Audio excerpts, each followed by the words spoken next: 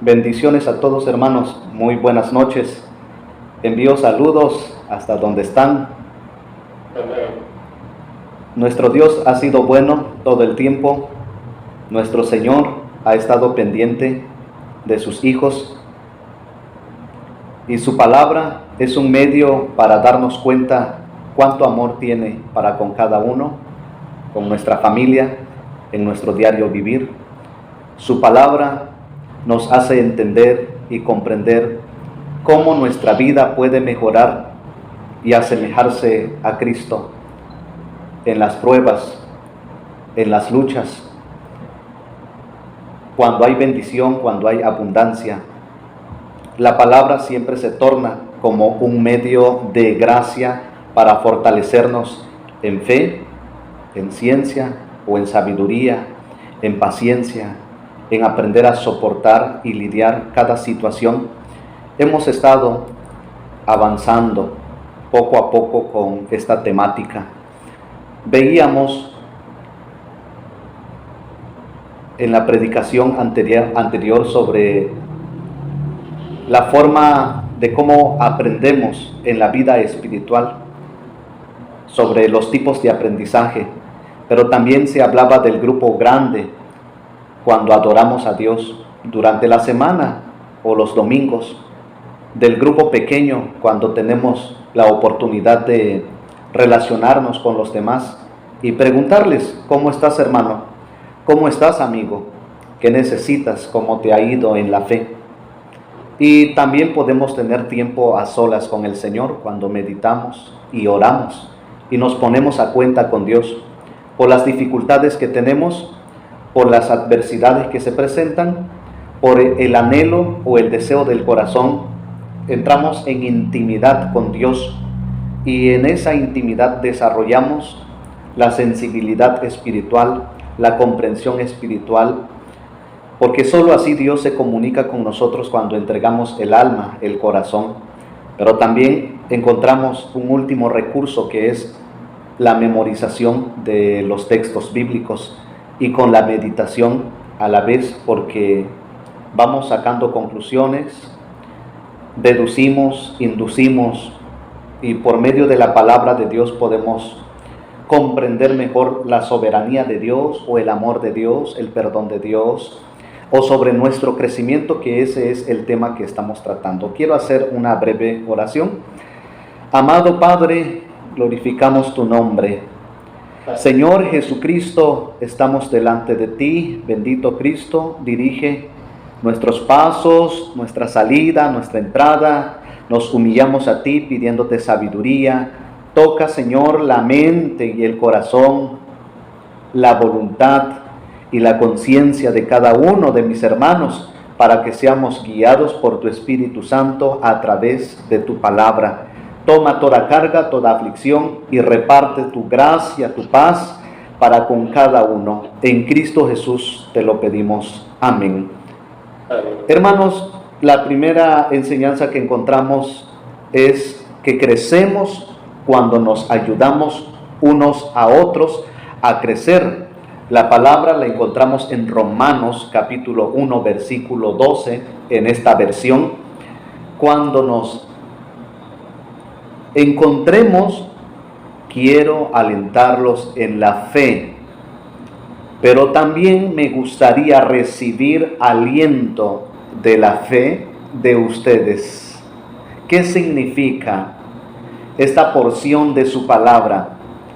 Que nuestro crecimiento, hermanos, es unos con otros, es relacional.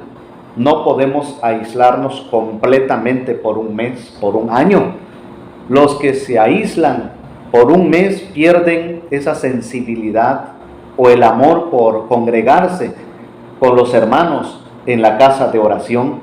Esto quiere decir que crecemos al ayudarnos unos a otros. Crecemos cuando ayudamos a otros a crecer. No puedes alcanzar la madurez espiritual solo. Necesitamos de alguien más, de otros hermanos que tienen sabiduría, la aplican de otra manera, tienen paciencia, tienen fe, tienen motivación o gozo, están animados de otra manera, ellos con su testimonio, con su experiencia, con su amor, con sus dificultades, nos ayudan a visualizar nuestra vida, nuestro problema, nuestros anhelos, la forma como podemos servir a Dios. Yo les pongo de ejemplo con algunos hermanos que estoy en contacto durante la semana. Siempre tienen algo que compartir, algo que decir de su fe, de su experiencia o de su dolor, de su prueba. Y me doy cuenta que siempre hay hermanos que expresan no solo su sentir humano, sino la capacidad espiritual que me llena, me trae paz, me trae aliento o motivación. Les animo que ustedes también puedan estar en contacto con sus familiares, con sus amigos y con los hermanos de la fe, porque de esa manera nutrimos nuestra fe y nuestra vida en Cristo. Esto lo digo con referencia a la carta de Romanos y de Corintios, cuando dice el apóstol Pablo: una mano sin cuerpo, ninguno. ¿Qué uso tiene? Un ojo sin cuerpo, ninguno puede ver. ¿Qué uso tiene un oído sin cuerpo? Ninguno, ¿verdad? No puedes escuchar solo. En la familia de Dios podemos formar pequeños grupos.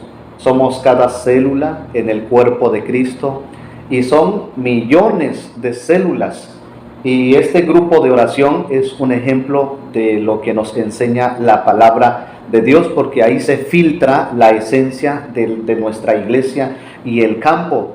Quienes dan su tiempo, quienes apartan su vida, quienes entregan su vida de una manera particular, ahí se filtra la esencia. Por eso que les animo, aunque a veces pase ideas en nuestra mente: hoy no me voy a conectar, hoy no tengo ganas de orar con mis hermanos, hoy pues ya estuve la semana pasada y por hoy pues voy a descansar. Pues pasan ideas en nuestra mente y debemos tener cuidado con ello. La segunda enseñanza consiste en que tienes que tener a otros en tu vida. Si es posible, si lo queremos ver de esta manera, cultivar amistad con nuestros cercanos. Según Hebreos capítulo 10, 24 y 25, que dice así: preocupémonos los unos por los otros, a fin de estimularnos al amor y a las buenas obras. No dejemos de congregarnos, como acostumbran a hacer algunos, sino animémonos unos a otros, dice la palabra de Dios. Podemos plantear dos preguntas con respecto a este texto bíblico. Pero ¿por qué las relaciones son tan importantes en el crecimiento espiritual? ¿Por qué tengo que tener otra gente en mi vida para alcanzar la madurez espiritual? Porque Dios nos habla a través de su creación, a través de los árboles, a través de los astros, a través de las personas, a través de las aves, de los animales. ¿Y por qué no?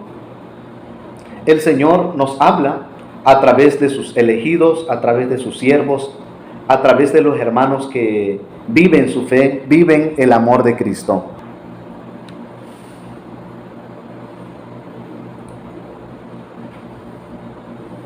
Sí, hermanos, decía que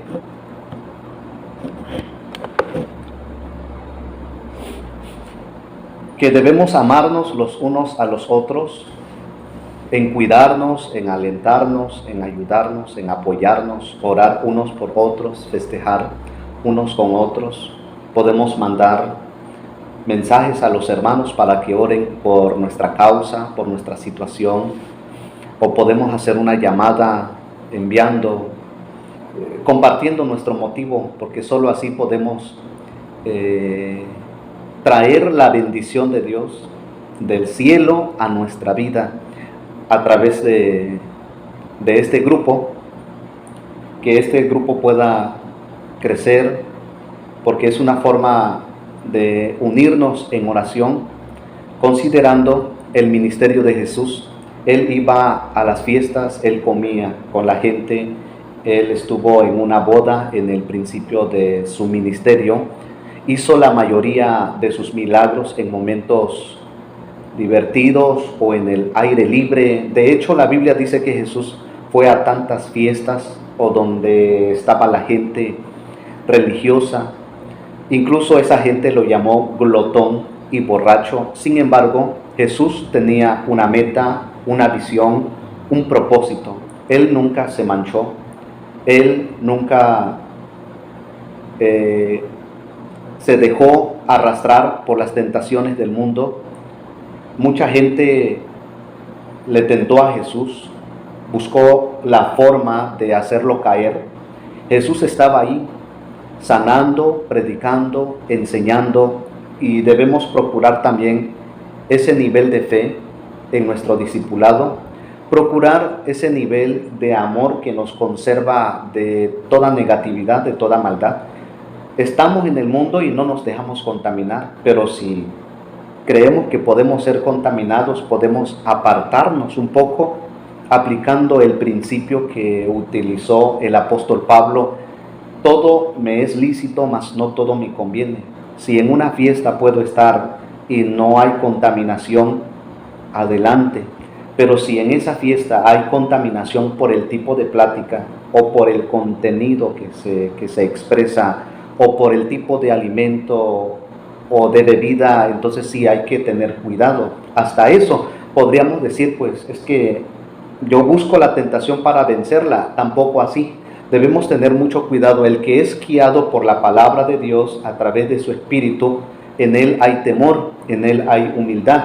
Siempre que se acerca a la gente tiene un propósito que sobresale, es dar la palabra, dar testimonio. De alguna manera sobresale, pero con su fe. Pero cuando no hay esa guía espiritual, sí es fácil que nos envuelvan y podemos decir que somos cristianos y que estamos con ellos, pero al final de cuentas estamos consumiendo. Debemos tener mucho cuidado con ello, pero debido a la capacidad espiritual que cada hermano tiene, si cree que puede relacionarse con los demás, adelante, no hay problema por eso. Tal como encontramos en esta cita ya leída, debemos preocuparnos los unos por los otros a fin de estimularnos al amor y a las buenas obras. Con esa finalidad debemos acercarnos. Con esto deseo terminar con esta expresión: únete a un grupo pequeño. Les motivo, hermanos, que podamos continuar en sintonía.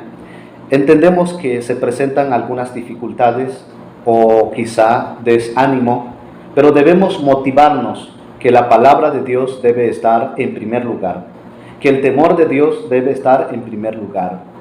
Nuestra oración, esa disciplina como una forma de obediencia y sujeción a Dios, debe estar en primer lugar. Que nuestro Dios ocupe el primer lugar en nuestros pensamientos, en nuestra voluntad, en nuestro cuerpo, en nuestra manera de ser, orando todo el tiempo por los demás. Yo les puedo decir que estoy orando por los hermanos y muchos de ellos no saben que estoy orando. Mañana, tarde o noche o a cualquier hora estoy orando porque tengo ya sus motivos. A lo mejor ellos no saben que estoy orando, y así creo también en ustedes cuando oran. Pues yo no sé en qué momento están orando por una persona, por otra persona, pero creemos que el tiempo que disponemos para orar, estamos orando por muchas personas, amigos, familiares, hermanos en la fe, por un servidor, y así debe ser, por nuestro bien, para que el favor de Dios permanezca con nosotros. Que la bendición de Dios sea con ustedes, hermanos. Bendiciones a cada uno. Amén. Amén.